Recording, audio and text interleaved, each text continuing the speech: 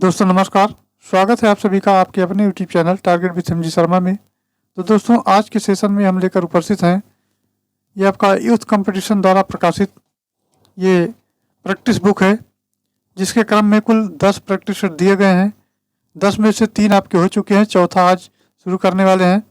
तो चलिए समय वेस्ट न करते हुए आज के प्रैक्टिस सेट की शुरुआत करते हैं। दोस्तों पहला आपका सामान्य जानकारी से प्रश्न लिया गया है। अगर इसकी बात करें तो आपका पहला प्रश्न कहता है, हवा में निम्नलिखित में से कौन सी गैस प्रधान रूप में विद्यमान है। तो दोस्तों हवा में अगर बात करें वातावरण में तो सभी गैसें विद्यमान हैं, लेकिन किन किन मात्रा में कौन कौन सी हैं, यानी अधिक मात्रा में कौन है, उससे कम मात्रा में कौन है, तो ये देखना है। तो आर्गन की अगर बात कर लेते हैं तो आर्गन आपका 0.93% है। और इसी प्रकार कार्बन डाइऑक्साइड की बात करते हैं बी ऑप्शन में तो 0.33% है। और नाइट्रोजन जो है आपका 78.08% है। और ऑक्सीजन आपका है 0.93%। अब देखा जाए प्रधान रूप में तो नाइट्रोजन अधिक मात्रा में है और नाइट्रोजन वातावरण में अधिक मात्रा में है, इसलिए नाइट्रोजन आंसर हो जाएगा। ये सी ऑप्शन करेक्ट आंसर हो जाएगा। चलिए फिर आगे बढ़ते हैं, अगला क्वेश्चन देखते हैं। अगला क्वेश्चन आपका क्वेश्चन नंबर 2 है। यह है, ऋग्वेद में निम्नलिखित में से किस देवता की सर्वाधिक महत्ता का वर्णन किया गया है। क्या वरुण का किया गया है, इंद्र का किया गया, अग्नि का, शिव का किया गया है। तो किसकी महत्ता का अधिक वर्णन किया गया है। ये मित्रों ये आपका भगवान इंद्र का वर्णन अधिक मात्रा में किया गया है। अब बात कर लेते हैं ऋग्वेद की। तो ऋग्वेद बहुत पुराना आपका वेद है, यानी प्राचीनतम वेदों में अगर देखा जाए तो ऋग्वेद आपका प्राचीन वेद है। और इसमें कुल 1028 आपकी सूक्त हैं, 1028 सूक्त हैं और 10,462 ऋचाएँ हैं। और ऋग्वेद को पढ़ने वाले को होत्र कहते हैं। अगर बात करें दोस्तों तो इसमें सर्वाधिक वर्णन इंद्र का है और इंद्र के लिए कुल 250 और अग्नि के लिए ये 200 ऋचाओं की रचना की गई है। इंद्र के लिए 200 और अग्नि के लिए, यानी इंद्र के लिए 250 और अग्नि के लिए 200 की रचना की गई है। चलिए फिर आगे बढ़ते हैं। अगला क्वेश्चन आपका क्वेश्चन नंबर 3 है। दोस्तों 3 नंबर कहता है कि राष्ट्रीय पुलिस अकेडमी कहाँ स्थित है। तो ये आपका हैदराबाद में स्थित है। हैदराबाद इसका करेक्ट आंसर हो जाएगा। यह राष्ट्रीय पुलिस अकेडमी जो कि आपका प्रशिक्षण के लिए है और हैदराबाद में स्थित है। इसकी स्थापना मित्रों 15 सितंबर 1948 को की गई थी, 1948 को। चलिए फिर आगे बढ़ते हैं। अगला क्वेश्चन आपका 4 नंबर है। 4 नंबर कहता है, निम्नलिखित में से किस भारतीय पुरातन ग्रंथ में अपराध और अपराधी का जिक्र आता है। कौन सा वो भारतीय पुरातन ग्रंथ है जिसमें अपराध और अपराधी का जिक्र आता है। तो ये आपका करेक्ट आंसर हो जाएगा। अर्थशास्त्र में भी आता है, मनुस्मृति और न्याय मीमांसा में आता है, तो सब में आता है। तो आपका उपरोक्त डी हो जाएगा, यानी उपरोक्त सभी इसका करेक्ट आंसर हो जाएगा। चलिए फिर आगे बढ़ते हैं। अगला क्वेश्चन है क्वेश्चन नंबर 5। हमारे राज्य में 1090 किस नाम से जाना जाता है। तो दोस्तों ये वुमेन पावर लाइन के नाम से जाना जाता है। ये महिलाओं की सुरक्षा के लिए उत्तर प्रदेश सरकार द्वारा वुमेन पावर लाइन की सुरक्षा के लिए चलाई गई है। चलिए दोस्तों अगला क्वेश्चन देखते हैं। तो आपका 6 नंबर है। 6 नंबर कहता है, घरेलू हिंसा से महिलाओं की सुरक्षा हेतु अधिनियम कब लागू किया गया था। तो ये दोस्तों बात करें इसका तो ये 26 अक्टूबर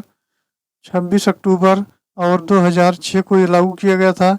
तो 2006 इसका करेक्ट आंसर होगा। ऑप्शन ये की तरफ बढ़ेंगे। फिर अगला आपका क्वेश्चन नंबर 7 है। 7 नंबर कहता है, स्टेच्यू ऑफ यूनिटी किस राज्य में स्थित है। तो ये दोस्तों गुजरात राज्य में स्थित है और सबसे बड़ी स्टेच्यू ऑफ यूनिटी है, यानी जो इस प्रतिमा बनाई गई है वो लौह पुरुष सरदार वल्लभ भाई पटेल की बनाई गई है और ये गुजरात में स्थित है। इसकी कुल ऊंचाई 182 मीटर है और इसका अनावरण प्रधानमंत्री नरेंद्र मोदी के द्वारा किया गया है। अब बात करते हैं किस तिथि को किया गया है। तो 31 अक्टूबर 2018 को किया गया था और ये सबसे बड़ी ऊंची मूर्ति है और ये इसका नाम है स्टेच्यू ऑफ यूनिटी। ये गुजरात में स्थित है। चलिए आगे बढ़ते हैं। 8 नंबर क्वेश्चन देखते हैं। 8 नंबर कहता है, गोकुल पुरस्कार किससे संबंधित है। तो दोस्तों गोकुल पुरस्कार का संबंध जो है ये आपका दूध उत्पादन और सहकारिता को बढ़ावा देने के लिए है। दुग्ध उत्पादन में सहकारिता को बढ़ावा देने के लिए 20 का जवाब सही हो जाएगा। 9 नंबर क्वेश्चन देखते हैं। तो 9 नंबर कहता है, भारत और पाकिस्तान के बीच ताशकंद समझौता कब हुआ था। तो ये दोस्तों 1966 में हुआ था। 10 जनवरी 1966 में ये भारत और पाक युद्ध में 1965 के दौरान किया गया और ताशकंद समझौता ताशकंद में किया गया था, जो अब उज्बेकिस्तान में है। कहाँ पे है, उज्बेकिस्तान में है। चलिए आगे बढ़ते हैं। क्वेश्चन नंबर 10 की बात करते हैं। तो निम्नलिखित में से कौन सा पुर्तगाली उपनिवेश नहीं था। तो ये दोस्तों मछलीपट्टनम जो उपनिवेश था ये पुर्तगाली उपनिवेश नहीं था, ये किसका था, ये डचों का उपनिवेश था। और सभी पुर्तगाली, ये आपके बम्बई, हुगली और चोल ये सभी पुर्तगाली हैं, जबकि अफीम मछलीपट्टनम जो है ये नहीं है, नहीं पूछा गया है। तो सी इसका करेक्ट आंसर हो जाएगा। 11 नंबर देख लेते हैं। तो निम्नलिखित में से कौन सा ज्ञान के सिद्धांत पर बल देता है? योग दर्शन, सांख्य दर्शन, वेदांत दर्शन और उपनिषद। तो इसका करेक्ट आंसर हो जाएगा आपका ऑप्शन डी उपनिषद। उपनिषद इसका सही जवाब हो जाएगा।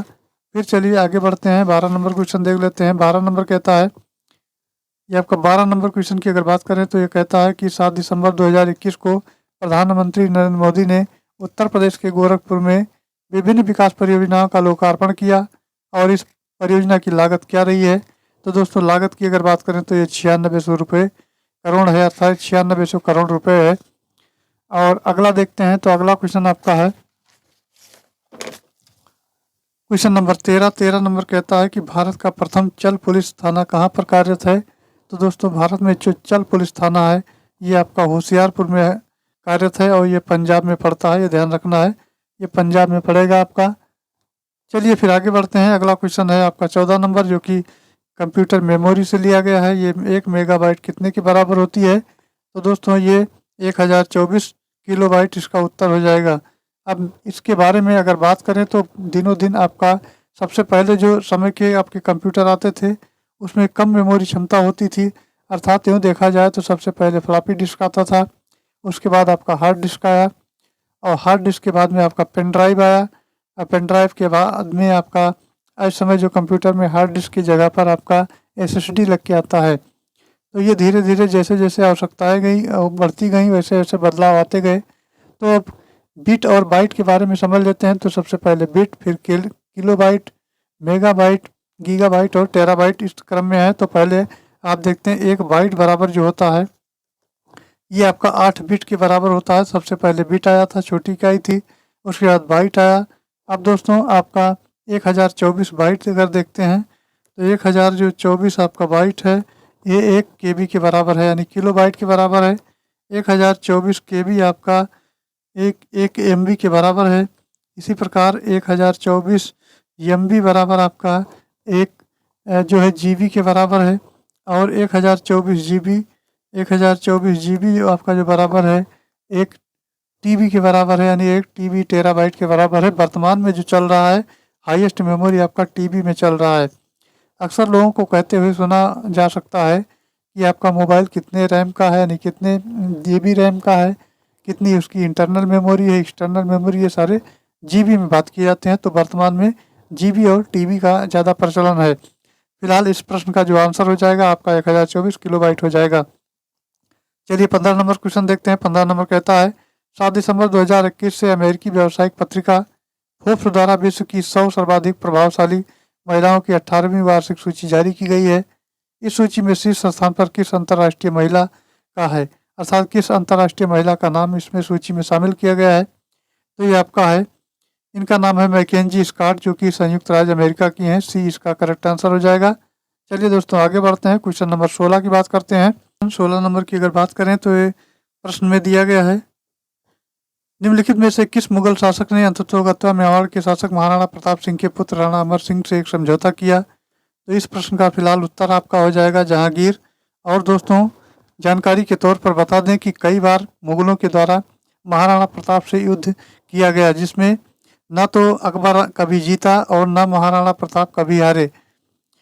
थोड़ी सी सेना लेकर के और ये महाराणा प्रताप जंगलों में भटकते रहे और कई बार युद्ध किए, लेकिन कभी भी अकबर उनके सामने नहीं गया। अकबर ये जानता था कि महाराणा प्रताप से जीत हासिल कर पाना आसान नहीं है। तो इसी प्रकार जो है कई बार युद्ध हुए और उसके बाद में अंततोगत्वा उनका जो पुत्र हुआ, अर्थात ये महाराणा प्रताप के पुत्र राणा अमर सिंह, इन्होंने जब तक का शासन आ चुका था जहांगीर का, और जहांगीर से इन्होंने एक समझौता कर लिया। चलिए आगे बढ़ते हैं। अगला क्वेश्चन आपका है 17 नंबर। 17 नंबर की अगर बात करें तो कहता है गरीबी हटाओ का नारा किस पंचवर्षीय योजना काल में दिया गया था? तो ये दोस्तों 5वीं पंचवर्षीय योजना में दिया गया था, ये इसका सही जवाब हो जाएगा।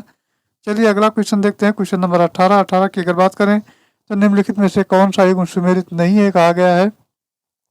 तो कावेरी नदी मैसूर का पठार है, ताप्ती आपका बैतूल का पठार है, सोन नदी पेंड्रा का पठार है, गोदावरी ट्रंबा का पठार है। तो इसका गलत उत्तर हो जाएगा वो आपका ए हो जाएगा। ये मैसूर का पठार दिया गया है, जबकि मैसूर का जो आपका कावेरी नदी है ये ब्रह्म यानी पश्चिमी घाट से ब्रह्मगिरी पर्वत से निकलती है। तो ब्रह्मगिरी पर्वत होता तो सही होता, गलत हमको बताना है। कौन सा सुमेलित नहीं है पूछा गया है, तो इसका उत्तर आपका हो जाएगा option A. Option A correct answer हो जाएगा। चलिए फिर आगे बढ़ते हैं, क्वेश्चन नंबर 19 की बात करते हैं। क्वेश्चन नंबर 19 कहता है कि 29 नवंबर 2021 को किस मंत्रालय के द्वारा वर्चुअल माध्यम से भारत युवा व्यवसायिक कार्यक्रम के प्रथम संस्करण की शुरुआत की गई। तो दोस्तों ऑप्शन के हिसाब से अगर देखा जाए तो सांस्कृतिक मंत्रालय है, वाणिज्य और उद्योग मंत्रालय है, जल शक्ति मंत्रालय है, श्रम और रोजगार मंत्रालय है। तो इसका सही उत्तर हो जाता है आपका ये जल शक्ति मंत्रालय, ऑप्शन सी करेक्ट आंसर हो जाएगा। चलिए दोस्तों आगे बढ़ते हैं। अगला क्वेश्चन है क्वेश्चन नंबर 20 नंबर कहता है कि 8 दिसंबर 2021 को जर्मनी में नए चांसलर के रूप में किसने पदभार ग्रहण किया है। तो ये उनका नाम है ओलाफ स्कॉल्ज। ओलाफ स्कॉल्ज जिनका नाम है, ये इसका करेक्ट आंसर हो जाएगा। चलिए फिर आगे बढ़ते हैं। अगला क्वेश्चन आपका है क्वेश्चन नंबर 21 की अगर बात करें तो अक्टूबर 2021 में कौन सी शताब्दी एक्सप्रेस एकीकृत प्रबंधन प्रणाली प्रमाणन प्राप्त करने वाली दक्षिण रेलवे की पहली ट्रेन बन गई है। तो ये ट्रेन का दोस्तों नाम हो जाएगा, ये आपका ऑप्शन डी में आता है चेन्नई मैसूर शताब्दी एक्सप्रेस। चेन्नई मैसूर शताब्दी एक्सप्रेस इसका सही उत्तर होगा। दोस्तों चलिए अगला क्वेश्चन देखते हैं। अगला क्वेश्चन आपका 22 नंबर है। 22 नंबर कहता है कि 6 दिसंबर 2021 को किस देश के राष्ट्रपति भारत यात्रा पर आए थे। तो ये दोस्तों रूस के राष्ट्रपति भारत यात्रा पर आए थे, जिनका नाम है व्लादिमीर पुतिन। तो रूस के ये राष्ट्रपति हैं और भारत यात्रा पर आए थे 6 दिसंबर 2021 को। चलिए आगे बढ़ते हैं, अगला क्वेश्चन देखते हैं। अगला आपका है ऑपरेशन ग्रीन किससे संबंधित है। तो दोस्तों ऑपरेशन ग्रीन आपका आलू टमाटर प्याज की कीमतों में उतार चढ़ाव को रोकने के लिए ये ऑपरेशन ग्रीन योजना चलाई गई और इससे संबंध रखता है। तो सी इसका सही जवाब हो जाएगा। अब 24 नंबर देखते हैं। गोवर्धन योजना संबंधित है। तो गोवर्धन योजना आपका जो संबंध है ये गोबर और ठोस अपशिष्ट पदार्थों के प्रबंधन हेतु है। डी इसका करेक्ट आंसर हो जाएगा। चलिए आगे बढ़ते हैं। अगला क्वेश्चन 25 नंबर है। वर्ष 2011 की जनगणना के अनुसार भारत में वयोवृद्ध महिला नागरिकों की संख्या कितनी है, अर्थात 60+ की बात की जा रही है। और 2011 की जनगणना के अनुसार इसके बाद जनगणना हुई नहीं है, तो इसमें कितने हैं, तो ये संख्या आपका 53 मिलियन हो जाता है। सी इसका करेक्ट आंसर होगा। चलिए आगे बढ़ते हैं। अब अगला क्वेश्चन नंबर 26 है। 26 नंबर कहता है भारत विश्व का विशालतम लोकतांत्रिक प्रजातंत्र है, इसकी प्रथम लोकसभा कब आयोजित की गई थी। तो दोस्तों प्रथम लोकसभा 13 मई 1952 को आयोजित की गई थी। ये इसका सही जवाब हो जाएगा। अगला क्वेश्चन आपका 27 नंबर है। 27 नंबर कहता है कि पोटला पैलेस जो कि एक 7 मंजिला भवन है किससे संबंधित है, जोधपुर के महाराणा से या दलाई लामा से, हिमाचल प्रदेश के राजा वीरभद्र से या बाजीराव मस्तानी से। तो इसका सही उत्तर हो जाएगा आपका दलाई लामा। अब दलाई लामा दोस्तों दुनिया के सबसे महंगे धर्मगुरुओं में से एक हैं और इनके निवास जो है दलाई लामा का घर जो है वो पोटला पैलेस है। ये 160 करोड़ रुपए की लागत से ये पैलेस है। और दोस्तों दलाई लामा हर साल सर्दियों में यहाँ रहते हैं और गर्मी के मौसम में वो नोरबुलिंग पैलेस में शिफ्ट हो जाते हैं। ये दोनों घर तिब्बत की राजधानी ल्हासा में हैं। चलिए फिर आगे बढ़ते हैं। अगला क्वेश्चन आपका 28 नंबर है। ये क्वेश्चन दोस्तों महात्मा गांधी से संबंधित है और रंग भेद के कारण महात्मा गांधी को किस वर्ष दक्षिण अफ्रीका के पीटर्समैरिट्सबर्ग रेलवे स्टेशन में प्रथम श्रेणी के रेल डिब्बे से सामान सहित बाहर फेंक दिया गया था। तो ये दोस्तों सन जो हो जाएगा ये आपका 1893 था, 1893। और स्टेशन का नाम था ये पीटर्समैरिट्सबर्ग। और यहाँ दोस्तों अंग्रेज यात्रा कर रहे थे, महात्मा गांधी यात्रा कर रहे थे। काले गोरे भेद के कारण महात्मा गांधी को ये सामान सहित स्टेशन से यानी रेलवे डिब्बे से बाहर फेंक दिए थे। तो ये 1893 की घटना है। चलिए आगे बढ़ते हैं। अगला क्वेश्चन आपका 29 नंबर है। निम्नलिखित में से कौन सा जरीब का हिस्सा है, तो फीता भी है, छल्ला, गट्ठा, तो उपयुक्त सभी इसका करेक्ट आंसर हो जाएगा। डी इसका सही जवाब होगा, अर्थात ये सभी जो है जरीब के हिस्से हैं। 30 नंबर कहता है कि 1 एकड़ जमीन बराबर होती है। तो दोस्तों अगर वर्ग गज में मापेंगे तो इसके बराबर होगी, वर्ग जरीब के हिसाब से इसके बराबर होगी, और हेक्टेयर में नापेंगे तो ये सारे मानक जो दिए गए हैं यानी मापक हैं वो सभी हैं, तो उपयुक्त सभी इसका सही उत्तर हो जाएगा। चलिए फिर आगे बढ़ते हैं। अगला क्वेश्चन आपका आता है 31 नंबर। 31 नंबर की अगर बात करें तो इस प्रश्न में कहा गया है कि किस प्राचीन साम्राज्य में महिलाएं कुश्ती में भाग लेती थीं। तो ये दोस्तों प्राचीनतम जो समय था, साम्राज्य था, वो आपका विजयनगर साम्राज्य हुआ करता था। विजयनगर साम्राज्य में जो महिलाएं थीं वो कुश्ती में भाग लेती थीं। चलिए फिर अगला देखते हैं, क्वेश्चन नंबर 32 की बात करते हैं। क्वेश्चन नंबर 32 कहता है कि इनमें से कौन सा मुगल बादशाह शराब को छूता तक नहीं था। ये प्रश्न परीक्षा में कई बार आया हुआ है। तो ये इसका जो सही जवाब दोस्तों हो जाएगा औरंगजेब हो जाएगा। औरंगजेब ऐसा मुगल बादशाह था जिसने शराब को कभी हाथ तक नहीं लगाया। ऐसे प्रश्न पूछे जाते हैं और बहुत ये गूढ़ प्रश्न होते हैं।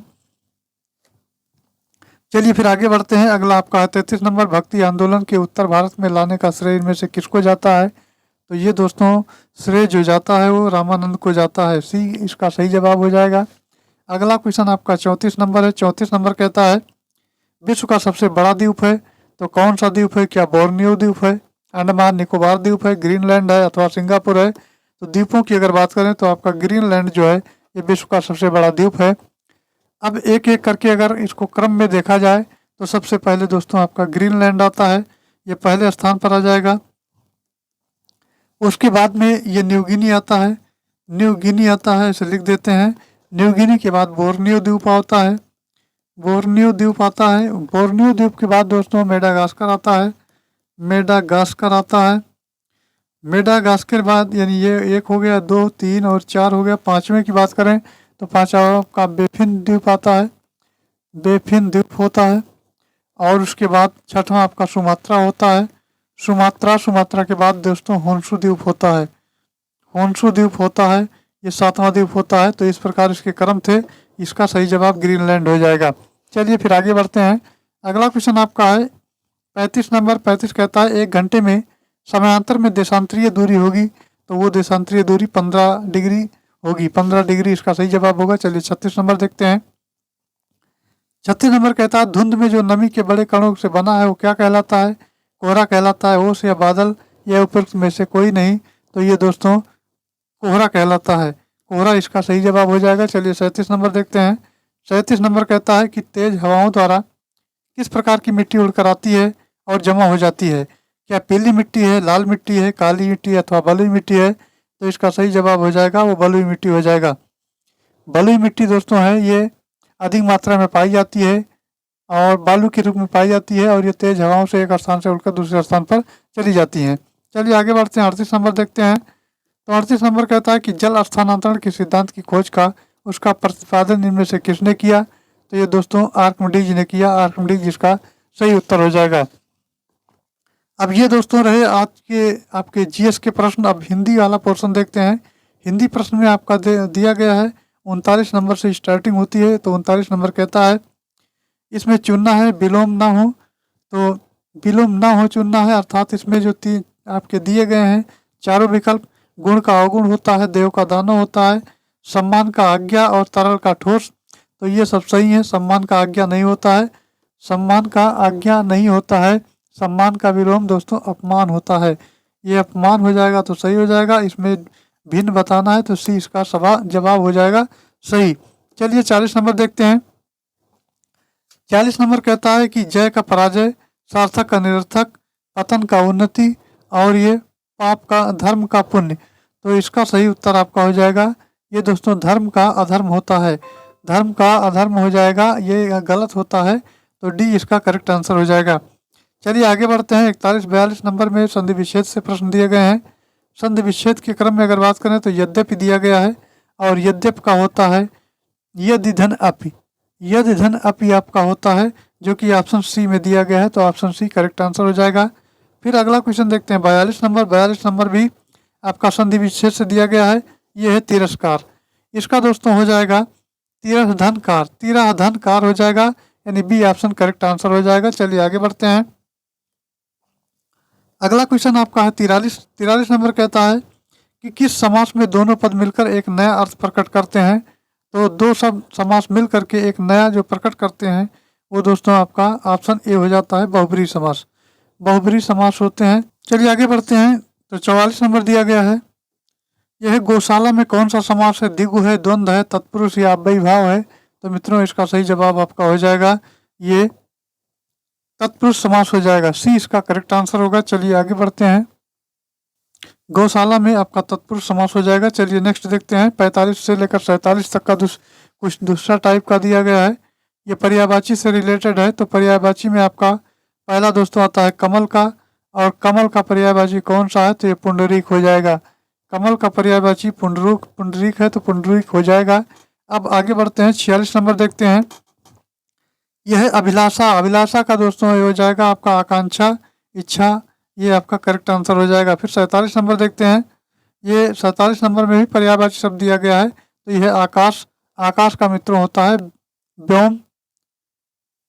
आकाश का क्या होता है? व्योम होता है। व्योम, गगन, अंबर, नभ। तो आकाश का ये आपका सी ऑप्शन हो जाएगा। चलिए आगे बढ़ते हैं। 48 नंबर देखते हैं। अब ये आपका लोकोक्तियाँ और मुहावरे से दिया गया है।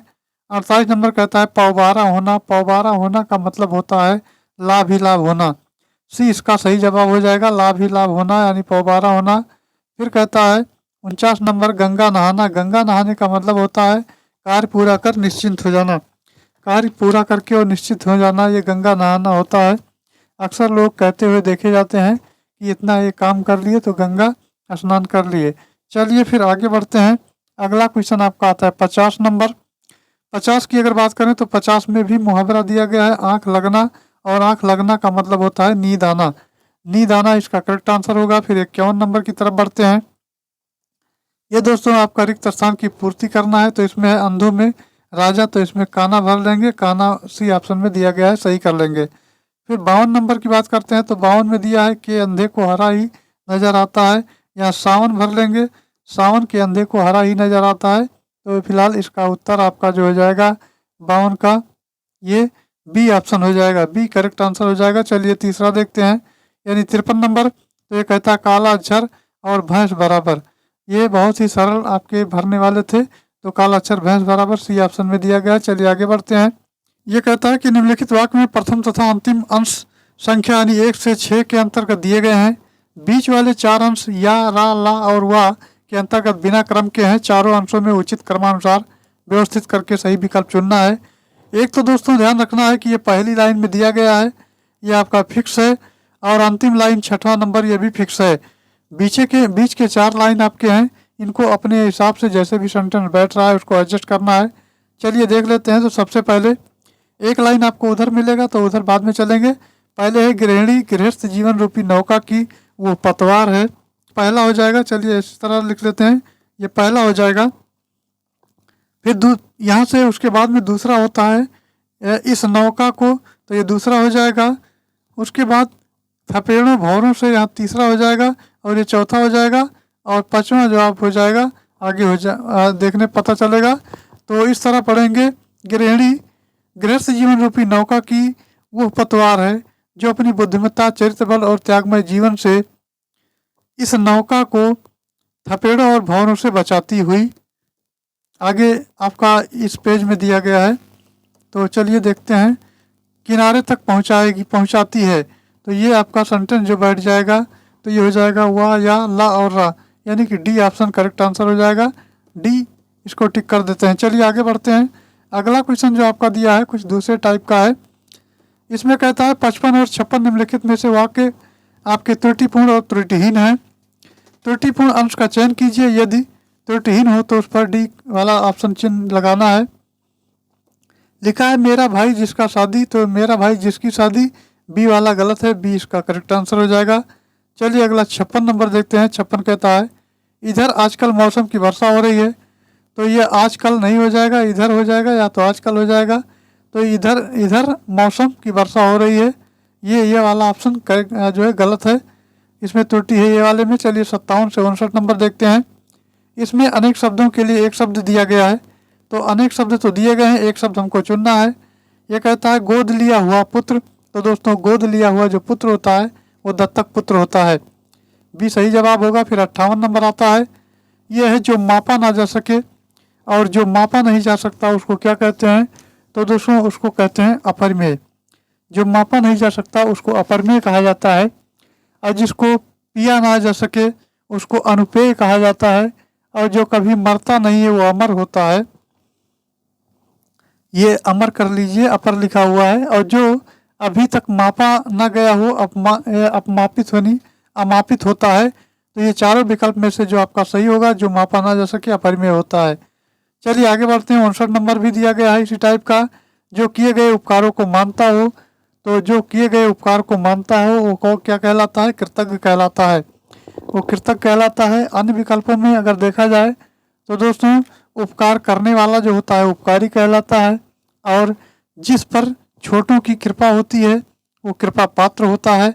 और अगर बात करें दोस्तों तो ये इसका जो करेक्ट आंसर हो जाएगा ये आपका कृतज्ञ हो जाएगा।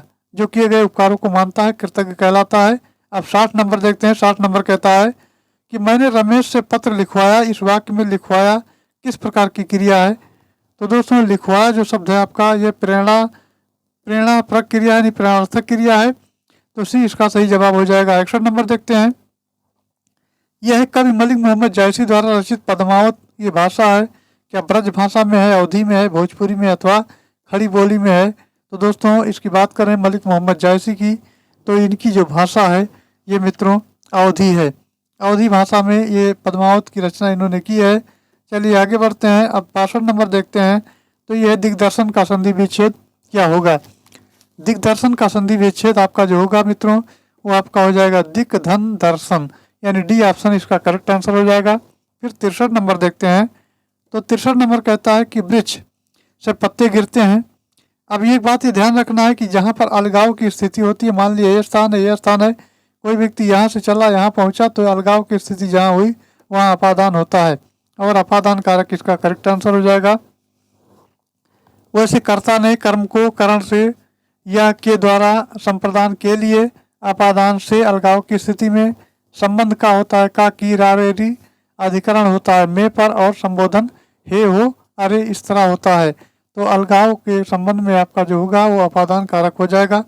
इसका आंसर जो होगा ये ऑप्शन हो जाएगा। चलिए आगे बढ़ते हैं। 64 से 66 तक का देखते हैं जो कि ये असमार्थक शब्द का चयन करना है। तो चलिए देखते हैं कौन सा असमार्थक शब्द है। पीड़ा, व्यथा और दर्द, संकट ये है।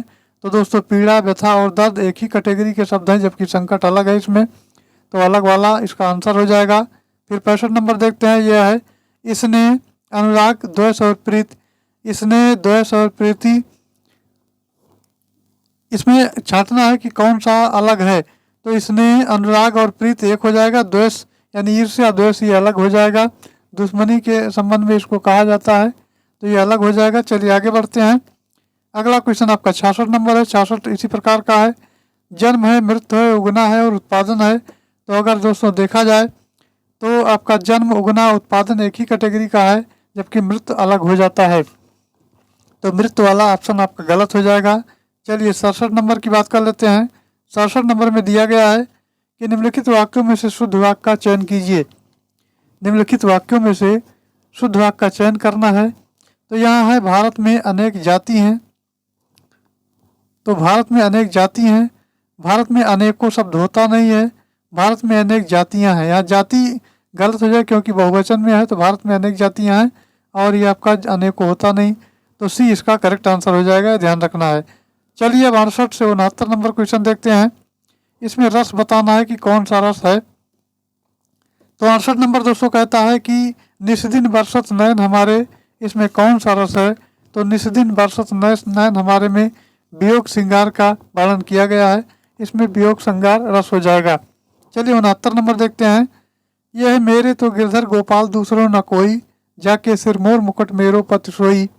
तो इसमें दोस्तों श्रृंगार रस का वर्णन किया गया है, तो श्रृंगार रस इसका करेक्ट आंसर हो जाएगा। फिर आपका 70 से 74 तक का दिया गया है, जो कि दोस्तों ये गद्यांश पर आधारित होने वाला है और गद्यांश को सबसे पहले देख लेंगे तभी ये प्रश्न हल हो पाएगा। इसमें कहता है सौंदर्य की परख अनेक प्रकार से की जाती है। बाह्य सौंदर्य की परख समझना और उसकी अभिव्यक्ति करना सरल है। जब रूप के साथ चरित्र का भी स्पर्श हो जाता है तब उसमें रसास्वादन की अनुभूति भी होती है। एक वस्तु सुंदर और मनोहर कही जा सकती है, परंतु सुंदर वस्तु केवल इंद्रियों को संतुष्ट करती है, जबकि मनोरम वस्तु चित्त को भी और आनंदित करती है। इस दृष्टि से कवि जयदेव का बसंत चित्रण सुंदर है तथा कालिदास का प्रकृति वर्णन मनोहर है, क्योंकि इसमें चरित्र की प्रधानता है। और सुंदर शब्द जो है दोस्तों वो संकीर्ण है, जबकि मनोहर व्यापक और विस्तृत है। साहित्य में साधारण वस्तु भी विशेष प्रतीत होती है, उसे मनोहर कहा जाता है। प्रश्न कहता है 70 नंबर का, कालिदास के प्रकृति वर्णन का आधार है। तो कालिदास के जो प्रकृति का वर्णन का आधार है उनकी मनोहरता है। बी इसका सही जवाब हो जाएगा। चलिए अगला देखते हैं 71 नंबर। 71 नंबर कहता है कि सौंदर्य की परख की जाती है। तो सौंदर्य की दोस्तों जो परख की जाती है वो आपका मनोहरता के आधार पर की जाती है। डी इसका सही जवाब होगा। ये सारे प्रश्नों के उत्तर आपके गद्यांश पर ही आधारित हैं। और 72 नंबर है, उपयुक्त गद्यांश का शीर्षक क्या है। तो शीर्षक की अगर बात कर लेते हैं दोस्तों तो ये आपका साहित्य और सौंदर्य इसका शीर्षक हो जाता है, जो गद्यांश अभी पढ़ा गया है। 73 नंबर की चर्चा करते हैं। तो ये हिंदी भाषा किस लिपि में लिखी जाती है। तो हिंदी भाषा जो लिखी जाती है मित्रों देवनागरी में लिखी जाती है। ये बहुत ही सरल क्वेश्चन है, सबको आना चाहिए। 74 नंबर कहता है हिंदी दिवस किस तिथि को मनाया जाता है। तो ये दोस्तों 14 सितंबर को मनाया जाता है। 74 का सी करेक्ट आंसर हो जाएगा। चलिए आगे बढ़ते हैं। अगला क्वेश्चन आपका है 75 नंबर। ये कहता है भाषा के शुद्ध रूप का ज्ञान किससे होता है। तो दोस्तों ये आपका व्याकरण से होता है। बी इसका सही जवाब हो जाएगा। व्याकरण करेक्ट आंसर होगा। तो दोस्तों ये रहे कुल 75 क्वेश्चन। आई होप जानकारी अच्छी लगी होगी। जानकारी अच्छी लगी तो चैनल को लाइक करें, सब्सक्राइब करें और साथ ही साथ शेयर करें। Thanks for watching. जय हिंद।